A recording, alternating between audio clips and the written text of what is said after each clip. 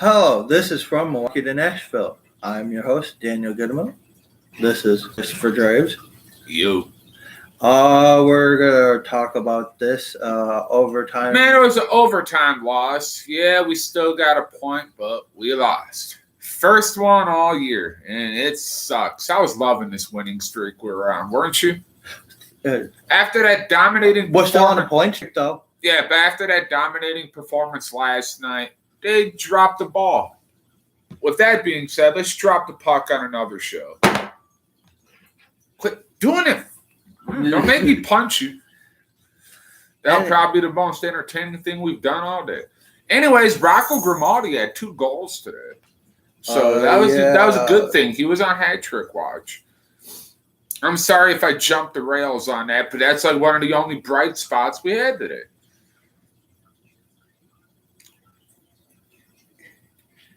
Come on. Dead air is better.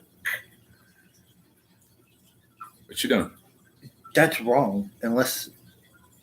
Okay, never mind. I'll go over that later. But the score was 4-5 in overtime. 5-4. Yeah. 5-4 overtime. Wolves beat us. We beat ourselves. I'm going to be bluntly honest here. We beat ourselves. Yeah, again, Admirals, you're spending too much time in your own zone, dude. I will tote today's playoffs. They were power play. They were 3 for 3. Yeah, apparently they have a really good playoff percentage this season. Power play. Sorry, I fucked that up. Yeah, quit swearing, man. You got to stop doing that on camera. Loss or win, you got to stop swearing on camera. Can't get credibility if you dropping F-bombs. Nah, who cares? Apparently you don't, but I do. Anyways. Outside of that, both Admirals and Wolves scored in the first goal. First goal was scored by Reed Duke, the first guy ever to be signed by the Vegas Golden Knights. Yeah. Assisted by Dylan Coghlan and Curtis McKenzie. The Admirals' first goal was scored by Connor Berkeley, his first as an Admiral. Pedersen and Carrier on the assist. And it was on Emil Pedersen and Alexander Carrier. That was on the power play. Yeah. Second goal was scored. Well, second and third goal were scored by Rocco Grimaldi. First one he scored was assisted by Alexander Carrier and Ila Toivonen.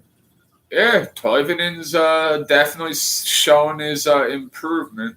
I'm liking it. Grimaldi's second goal was scored assisted by Matt Donovan and Tom McCullum. Way to go, goalie.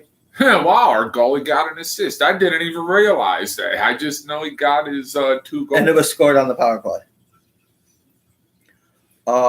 Then in the third, they got TJ Tynan assisted by Dylan Coghlan and Brandon Peary. Then Justin Kirkland unassisted. That was a beautiful shot, though, because wasn't that top shelf shot that went over the goalie's that was Grimaldi's second goal. Oh, never mind. Carr scored for the Wolves, assisted by McKenzie and Zach Leslie. And then Curtis McKenzie scored, assisted by Daniel. Man, that line was just killer. Daniel Carr, and then Dylan Coghlan got the game winner for them, assisted by Reed Duke. 3 stars of the game were Curtis McKenzie for the Wolves. He had a goal and 2 assists.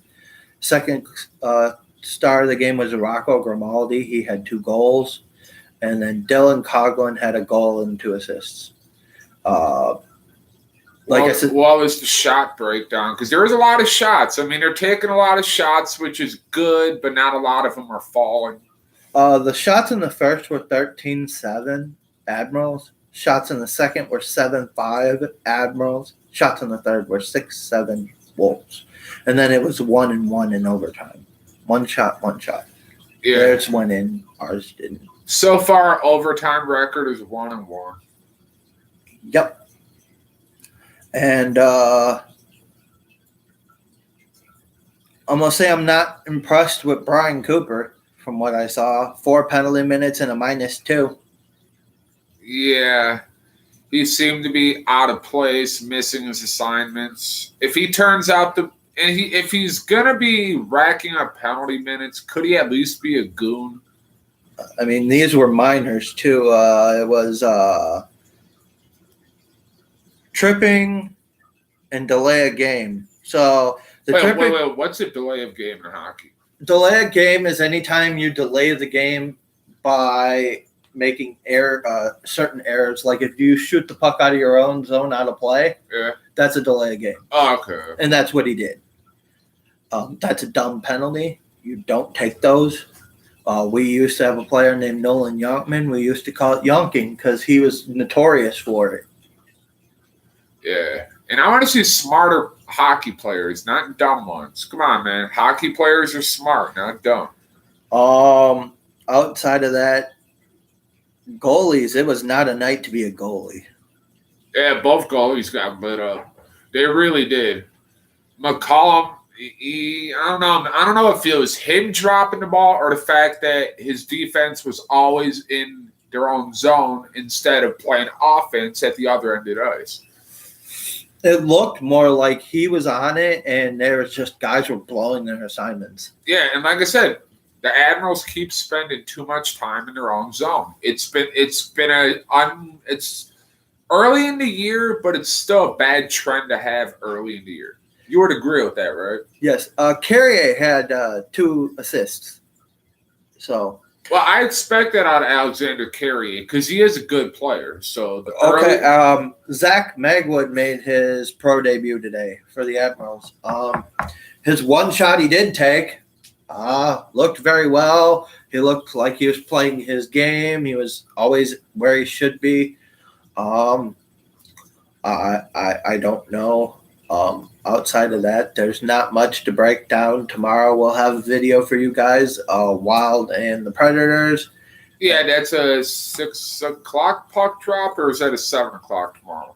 That is a 7 o'clock puck drop. So expect a video about 9:30, 10-ish, depending on the game. Because, hey, if it goes overtime, you're just going to have to wait for another one. And not to mention, it also depends on when we feel like doing it. Because you know us night owls, we may get distracted by something else. Yeah, there's really not much that'll distract us tomorrow night. I'm not worried about that football game tomorrow night. Not too worried about it. I will probably end up. And as far as the Admirals, we'll be back at you. This will be a late night video. The 9 o'clock game against Ontario Reign, and then the 9 o'clock game against the San Diego Gulls that are coming. That's also on the 19th. Yeah. So, and then we'll be right back here probably about this time, maybe a little later on Sunday with another one against the Wolves. Yeah, we have a bunch of videos coming up because this week's going to be a busy week full of hockey and podcasting. We're just going to keep Brett have a few days off this week. Yeah. But the Admirals fill that void. So, outside of that, not much on our show today. Yeah, we basically broke it down in a nutshell. Nothing really besides the usual them spending too much time in their own zone. There's really not a. But that's if they're in their zone for 5 minutes in the entire game, for him, that's still too much. Well, yeah, if you have the puck, why are you going to spend time in your zone? If you have the puck, go into your opponent's zone. Oh, thanks for bringing that up. I do actually have something to talk about. When they have an empty net, there's no one in front of you, and you shoot the puck from your own zone. Why? Not trying to be an a-hole here. And if you're going to do it, could you at least glide it and not take a slap shot so that way you have a little bit more control over it? Yeah, I mean, that was horrible. That game would have been won had they not done that. And it was. Yeah, because like a good 3 or 4 minutes, it was an empty net. Yeah. So this has been from Milwaukee to Nashville. I'm Daniel Goodemo. We'll talk to you tomorrow, people. This is Christopher Draves. Peace. We're out of here.